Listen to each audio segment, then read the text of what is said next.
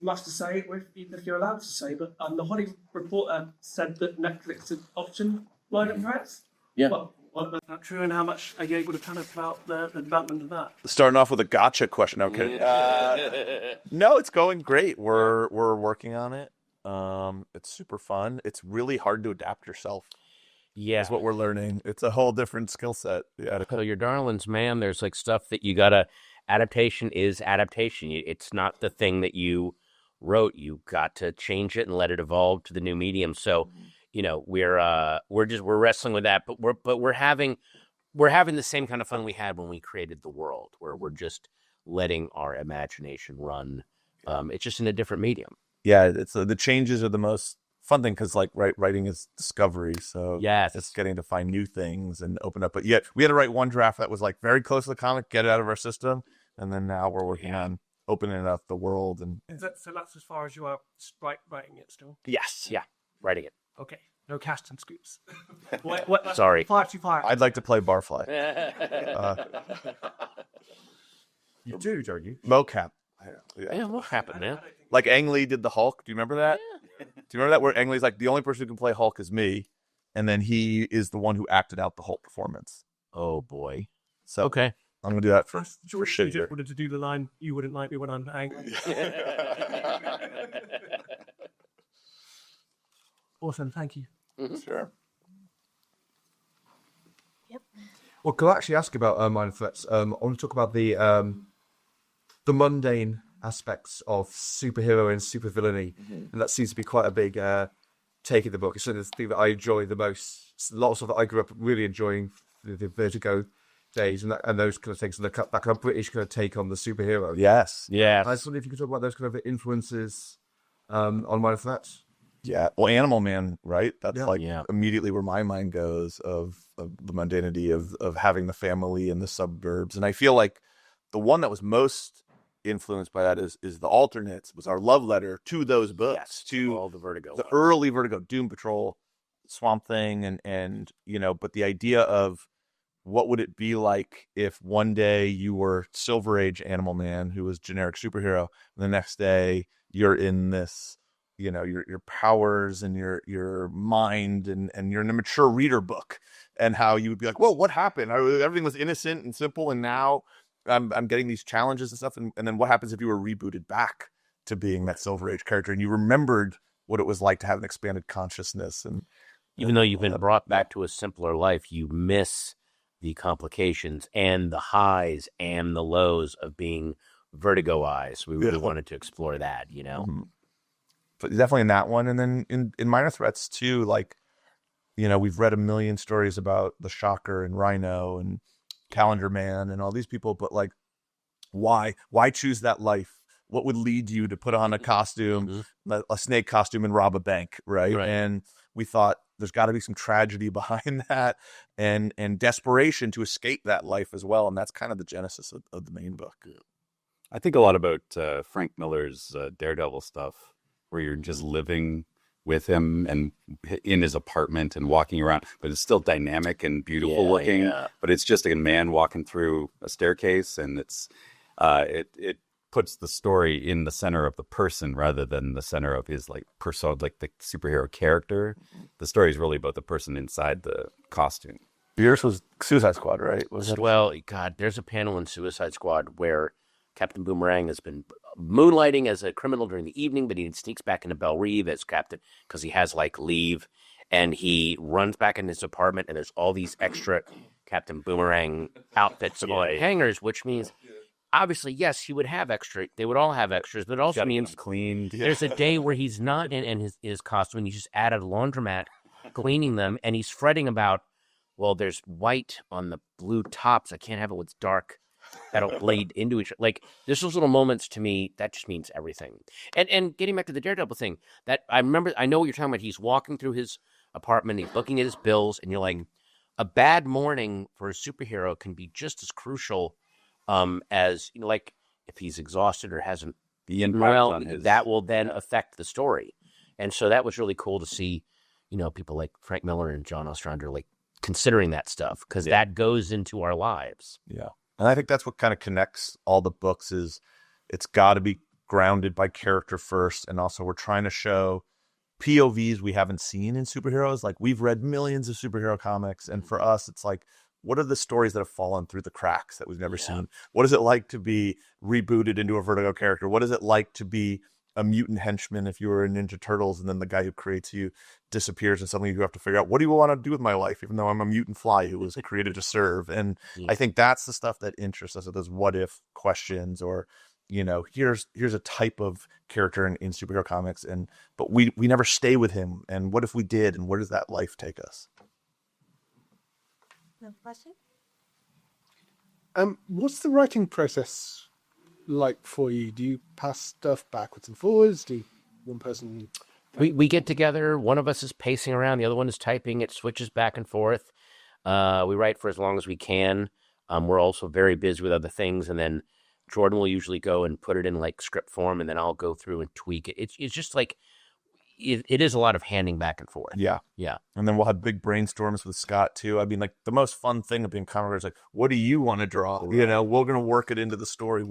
Once we saw in the first volume, you know, we'd throw these, like, we call them like Scott pages, where it was like, how do you use the format of comics to push the art? So in the first volume, you know, we have this one of a character splayed out on a table with all these injuries, and Scott put all these inset panels of how those injuries were sustained. And it's something you could only do in comics. So we keep trying to brainstorm new ones that are like, what else can we do visually with the medium that I've never seen before?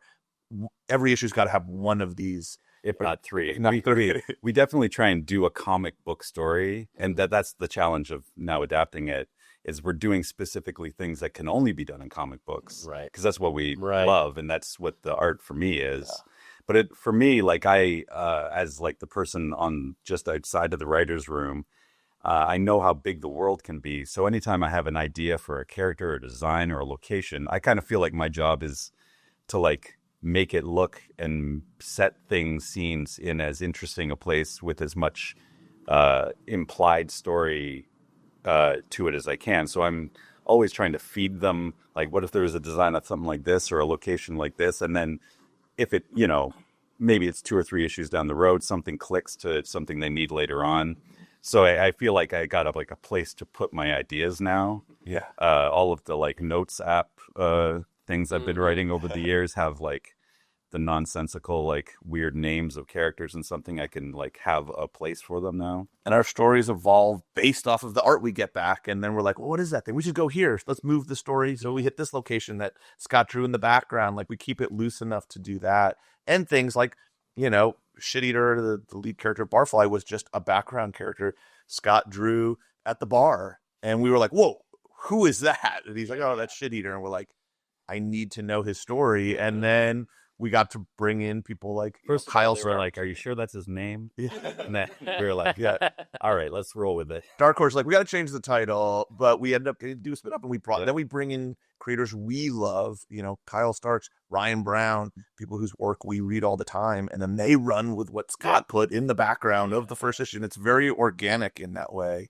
On a meta level, I try and think of this not only as a world that's existed for 60 years, as like an IP that has existed for 60 years and has had layers of other artists designing and redesigning characters through generations.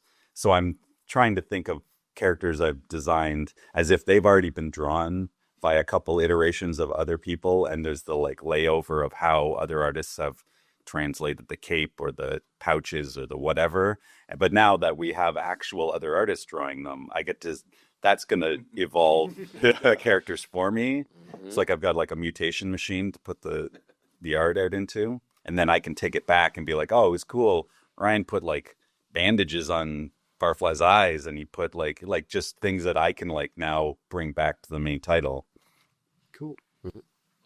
Especially like this week's issue. I think it was this week the one with the tail and Crab Louie one. Yeah, Crab Louie as well. Also having like, especially having Gene in there, so the whole top 10 kind of feel. Yeah, kind top 10 was yeah. Huge influence on us. I'd just love, do you have any other wish lists of comic book creators? It's a mile long. Same mile. I mean, we're doing more stuff. I can't say who we've gotten, but we're very, very lucky in that so far the people that we want to work with us have said yes. I'll put one out into the universe. Graham Morrison. Oh, Jesus top. Christ. Top.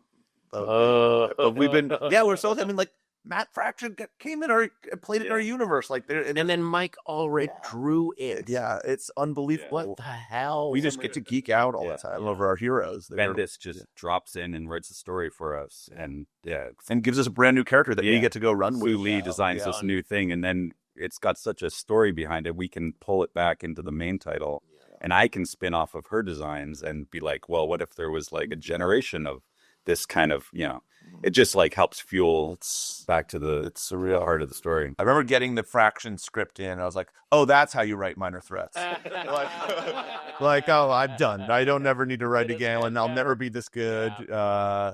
He taught us how to write our own book. I was just thinking, Patton, don't you have a specific in with Grant? Didn't you voice Happy? Yeah. I did, but I don't want to use that. Like, that would feel a little clumsy if I did it that way. Like, I would love him to love the people that have come to work with us. I know this is a maybe ego, but like they actually love the world, and they come to us with like, I read this thing and I thought of this thing that I got to do here. So now that being said, it would be a dream to work with Grant. It would be a dream to work with Jeff Lemire or Dennis Camp, or there's so many people that we are into that we would love to get to work with. Yes, and it hasn't been announced yet, but there is more of anthology stuff coming with some huge creators, people who, again, we had this talk with Bendis where he was like, oh, I read this and it inspired me to do this, and I was like, but we just ripped off Power, so it's just a circle.